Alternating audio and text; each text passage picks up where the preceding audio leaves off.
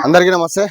ప్రస్తుతం మనం ఇక్కడ ఉన్నట్టు కొడంగల్ నియోజకవర్గంలో బొమ్రస్పేట మండలం బోట్లోని తండా బీఆర్ఎస్ పార్టీ అభ్యర్థి సర్పంచ్ అభ్యర్థి రామావత్ బాలు నాయక్ అయితే ఇక్కడ జోరుగా ప్రచారం సాగిస్తున్నారు. అయితే కాంగ్రెస్ పార్టీ తన అధికార మదంతో ప్రచారం నిర్వహిస్తూ ప్రజలను మభ్యపెడుతుంటే మేము స్వచ్ఛందంగా ఇక్కడ ఉన్నటువంటి తాండా నాయకులు కానీ యువకులు కానీ మహిళలు కానీ తాండవసులు అని పెద్ద ఎత్తున వీళ్ళకి బ్రహ్మరథం పడుతున్నారని కూడా ఇక్కడ అందరూ మన ఇక్కడ చూస్తుంటే తెలుస్తా ఉంది. సో ఈ నేపథ్యంలోనే మనం బాలు నాయక్ ఇక్కడ ప్రచారం నిర్వహిస్తున్నారు. మనం ప్రత్యక్షంగా వారితో మాట్లాడైతే తెలుసుకుందాం. నమస్తే, ఎలా నడుస్తుంది ప్రచారం? బాగానే ఉంది. ఏమేమి చెప్తున్నారు ప్రజలకు మీరు పోతుంటే? అంటే ఏంటి ప్రచారం చేస్తారన్నారు కదా, మీరు మీకు ఏ విధంగా చెప్తున్నారు ప్రజలకు? దీనికంటే ముందు వాళ్ళు ఏం చేయలేరు. 2 సంవత్సరాల నుంచి ఏం లేదు. ఇప్పుడు మనం యూత్ ఉన్నాము, ఏమన్నా ఉంటే మనం ముందర ఉండి కొట్లాడుకుంటాం. సో దీన్ని యూత్ ఉన్నాం మనము. వాళ్ళకి ఏం అర్థం కాదు, ఏం చేయదు. 2 సంవత్సరాలు ఏం చేయలేరు వాళ్ళు.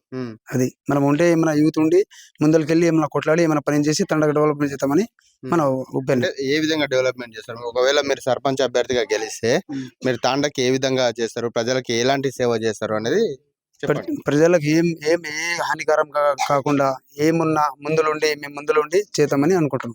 అంటే సమస్యలు ఏమున్నాయి ప్రధానంగా? తాండలో సమస్యలు ఏమున్నాయి? తాండాల రోడ్లు కరెక్ట్ లేవు, ఇళ్ళు కరెక్ట్ రాలేవు, డ్రైనేజ్ కరెక్ట్ లేదు, ఏది కరెక్ట్ లేదు. మనం ఉంటే ఏమైనా చేయగలుగుతామని మా ఒపీనియన్ నుంచి ముందుకు దిగినాం. ఇందర మైండ్ లో ఒకటే వచ్చింది, బయట ఎక్కువ ఉన్నాయి కానీ ఇక్కడ అసలు ఏది రావట్లేదు.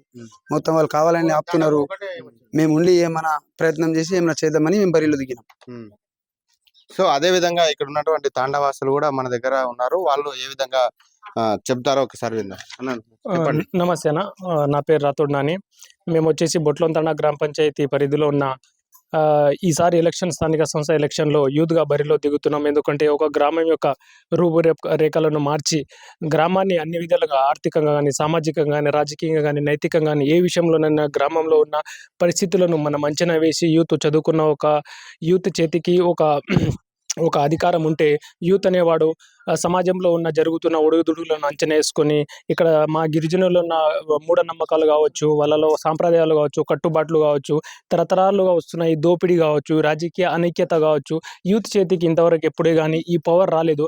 ఫస్ట్ టైం ఇన్ హిస్టరీ బొట్లోన్ తండా యూత్ చేతిలోకి అవకాశం వచ్చింది. కేవలం యూత్ తలుచుకుంటే దేశ భవిష్యత్తును మార్చొచ్చు అని మనకు నానుడి చాలా కాలం నుంచి ఉంది.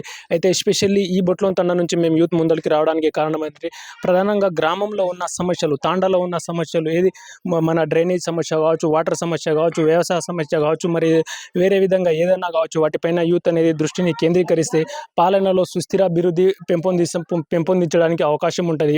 ఇక్కడ ఉన్న వలసలపైన ఫోకస్ చేస్తాం. మా సర్పంచ్ బాలు నాయక్ గారు అదే స్టాండ్తో వచ్చిండు. ఫస్ట్ ఆఫ్ ఆల్ మన దగ్గర నుంచి చాలామంది పూణే, బొంబాయి వెళ్ళి వలస చేస్తున్నారు. వాళ్ళపైన ఒక దృష్టి కేంద్రీకరిద్దామని చెప్పి ఇప్పుడు అధికార పక్షం వాళ్ళు ఏ విధంగా అయితే అధికార దూమరంతో మా దగ్గర అది ఉంది, ఇది ఉంది, పైనుంచి నిధులు మీకు వస్తాయని అట్లా ఇట్లా అని అంటున్నారు.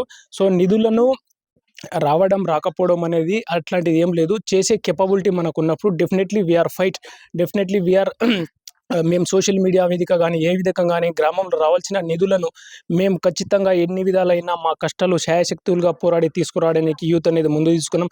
ప్రతి యూత్ అనేది సామాజిక స్పృహతోని రాజకీయాన్ని ఒక ఉద్యోగంలా కాకుండా ఒక బాధ్యతగా వాళ్ళు మనసులో పెట్టుకొని వస్తే ఏమవుతుందంటే సమాజంలో మార్పు జరుగుతుంది.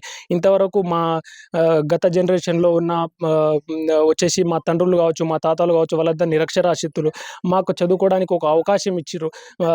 కేసీఆర్ గారు ఫస్ట్ టైం గిరిజనులకు గ్రామ తాండాలను గ్రామ పంచాయతీలుగా చేసి ఒక సువర్ణ అవకాశాన్ని ఇచ్చిండు. కాబట్టి ఈ బంగారు భవిష్యత్తు యువత చేతిలో ఉంటే సామాజికంగా, ఆర్థికంగా ఒక మంచి మార్పు రావడానికి అవకాశం ఉందనే ఉద్దేశంతోనే మేము ఉన్నత చదువులు చదువుకొని క్యాంపస్లలో చదువుకొని మేము ఎంఎస్సీలో నేను పొలిటికల్ సైన్స్ చేసిన, జర్నలిజం కోర్స్ చేసిన, ఇంకా చాలా చదువులు చదివిన, మాకు తెలిసిన కొన్ని రాజకీయ అంశాలు కానీ, ఆర్థిక అంశాలు కానీ ప్రజలపైన చెప్పి వాళ్ళని మోటివేట్ చేయడానికి డెఫినెట్లీ మేము స్టాండ్ తీసుకుంటాం.